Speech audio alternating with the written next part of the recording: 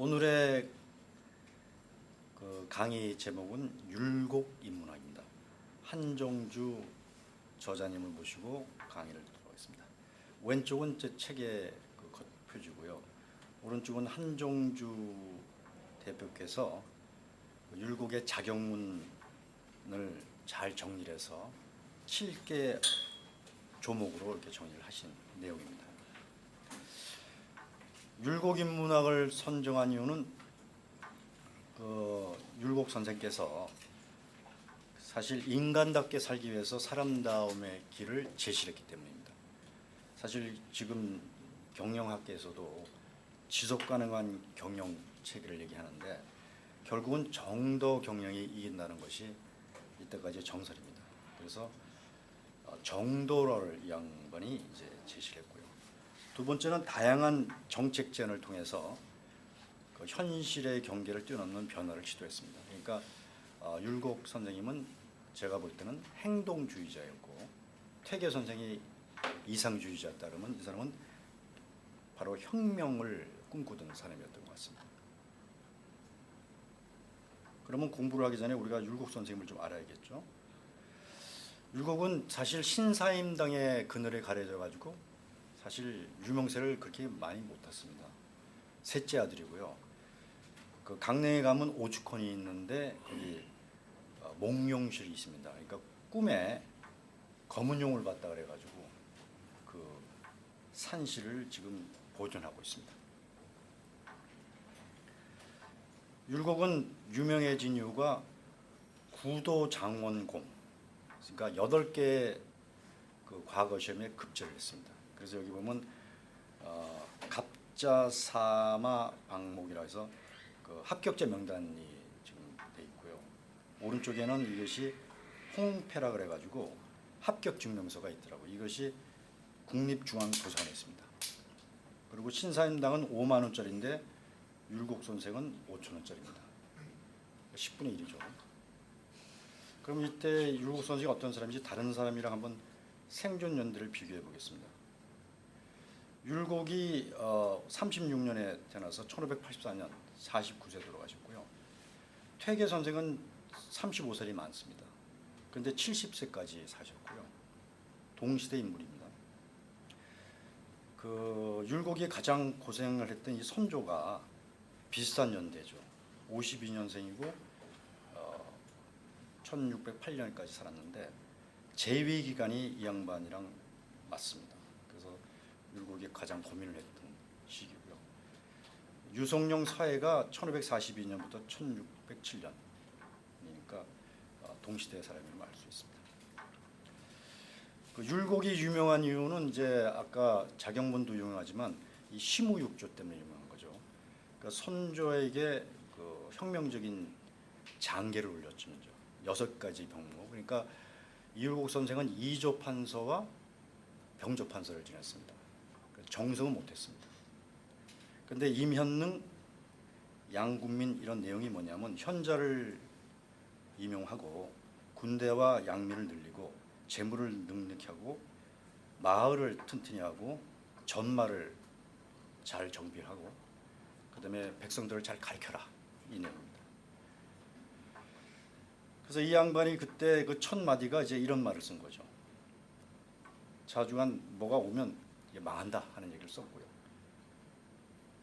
이럴 때 대적이 나타나면 제갈량도 안 되고 한신과 백기가도 안 된다 하면서 이 징조를 내는데 선조가 말을 안 들었습니다.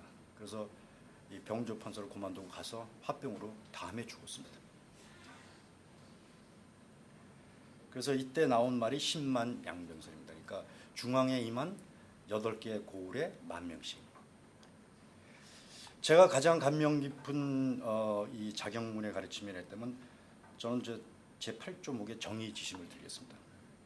이 여기서 굉장히 중요한 말씀을 하셨는데 너무 늦었죠. 한 가지 불의를 행하고 한 사람의 부유한 사람을 죽여서 천하를 얻을 수 있다 하더라도 그런 일은 하지 않아야 된다 하는 건데 사실 이 철학이요. 서양에서는 이미 소크라테스나 플라톤, 아리스토텔레스 때 정립이 된 겁니다. 그때 플라톤의 그 국가론, 더 리퍼블릭에서 그 논쟁을 일으킨 얘기가 있습니다. 그게 기계에서의 반지인데 여기 똑같은 내용이 들어있습니다. 불의를 행하고도 그것이 벌을 받을 위험이 없다고 판단하게 된다면 이게 무슨 도덕이냐. 근데 이 기계에서 반지가 뭐냐면요, 이런 내용입니다.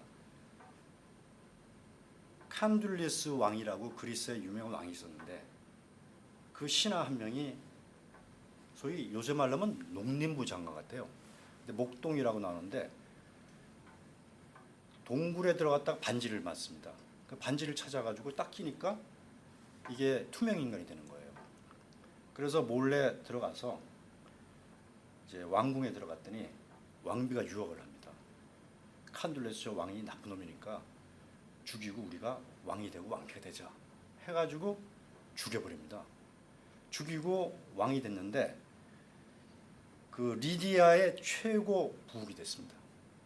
그래서 이 기계에서의 반지 그러면 리디아면 그리스 말로 최고의 부국이라는 뜻입니다.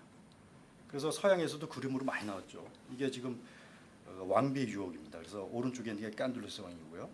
왼쪽에 있는 건 기계스입니다.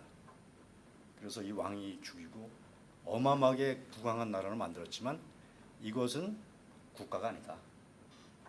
불의의 나라다 하는 것을 논쟁을 해서 서양에서 정의라는 개념이 완전히 정립됐습니다. BC 4세기 때입니다. 제가 지키지 못한 자경문이 있습니다. 제 10조인데 저는 정말 마음에 안 듭니다.